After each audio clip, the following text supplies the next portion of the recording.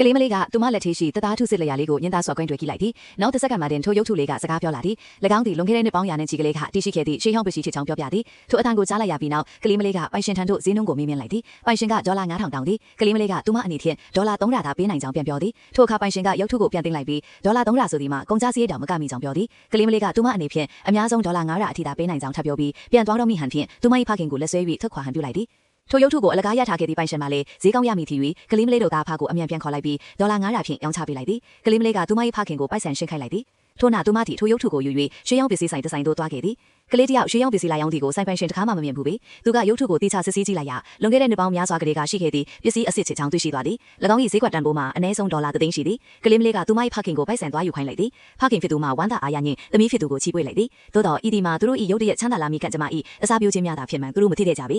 တကယ်တော့3ရက်အလိုကကလေးမလေးသည်ဖခင်ဖြစ်သူ၏ဝန်တော့ဝန်ပိုးကိုရှော့ချပေးနိုင်ရန်တကိုယ်တည်းအမိုက်ခောက်သွားခဲ့ခြင်းဖြစ်သည်သူမတယ်လာသည့်အိတ်ကလေးလွန်းသဖြင့်မြေပြင်ပေါ်သို့အမတ်မထင်လဲကျသွားခဲ့သည်သူမ၏ဦးခေါင်းသည်ရှေးရောင်းမျက်နှာဖုံးတစ်ခုနှင့်တွားတိုက်မိသွားခဲ့သည်ချက်ချင်းဆိုသလိုပင်ရွှေရောင်အလင်းထဲတစ်ခုကသူမ၏ဦးခေါင်းထဲသို့ဝင်ရောက်သွားသည်သူမသတိပြန်ရလာသောအခါမြေသည့်အရာကိုမှစူးစူးဆန်းဆန်းမြင်နိုင်သည့် X-ray အမြင်အာရုံကိုရရှိထားကြောင်းသိလိုက်သည်အိမ်ပြန်ရောက်သောအခါကလေးမလေးကသူမအားထူးခြားသောအမြင်အာရုံကိုပေးခဲ့သည့်အတွက်မျက်နှာဖုံးကိုကျေးဇူးစကားဆိုလိုက်သည်မျက်နှာဖုံးကသူမကိုပို၍ငွေရှာခြင်းပါက၎င်းအတွက်နေစရာနေရာသည့်ရှာပေးရန်ပြောသည်ထို့သူပြုလုပ်ပါကသူမငွေရယုံတာမကမျက်လုံးတွင်စွမ်းနားတင်များလေးပုံမရလာမည်ဟုဆိုသည်ကလေးမလေးကမျက်နှာဖုံးကိုယူ၍ရှေးရောင်းပစ္စည်းဆိုင်သို့ပြန်သွားသည်ဆိုင်ပိုင်ရှင်ကမျက်နှာဖုံးသည်အလွန်ရှေးခြားကြောင်းသိရှိသွားသည်ဒေါ်လာ3သိန်းဖြင့်ဝယ်ယူရန်ကမ်းလှမ်းလိုက်သည်ကလေးမလေးကမျက်နှာဖုံးကိုမေးကြည့်သည်မျက်နှာဖုံးကဤနေရာဤပတ်ဝန်းကျင်ကိုသဘောကျကြောင်းပြောသဖြင့်ဆိုင်ပိုင်ရှင်ထံဝယ်ယူရန်သဘောတူလိုက်သည်ပိုက်ဆံရပြီးနောက်တားဖားညောက်သည်အကျိုးဆောင်ရုံးကိုသွားကြသည်သူတို့သည်ကိုပိုင်အိမ်ဝယ်ရန်စီမံကြသည်အကျိုးဆောင်ကဒေါ်လာ9သိန်းတန်ဖိုးရှိသည့်အိမ်တစ်လုံးရှိကြောင်းပြောသည်ဖခင်သူကအိမ်ကိုသွားကြည့်တော့လေဒေါ်လာ9သိန်းတန်ဖိုးညစ်မထိုက်တန်ဖိုးခံစားရသည်သို့တော်ကလေးမလေးကသူမ၏ X-ray အမြင်အာရုံကိုသုံး၍အိမ်ဝင်ဘက်နီးရှိမျက်စိလွှာထဲမှရွှေရောင်အလင်းတန်းတစ်ခုထွက်ပေါ်နေကြောင်းကိုသိလိုက်သည်သူမကဖခင်သူကိုဤအိမ်ကိုဝယ်ရန်ပြောလိုက်ပြီးဤအိမ်ကသူတို့ကိုကန်ထူးစေလိမ့်မည်ဟုပြောလိုက်သည်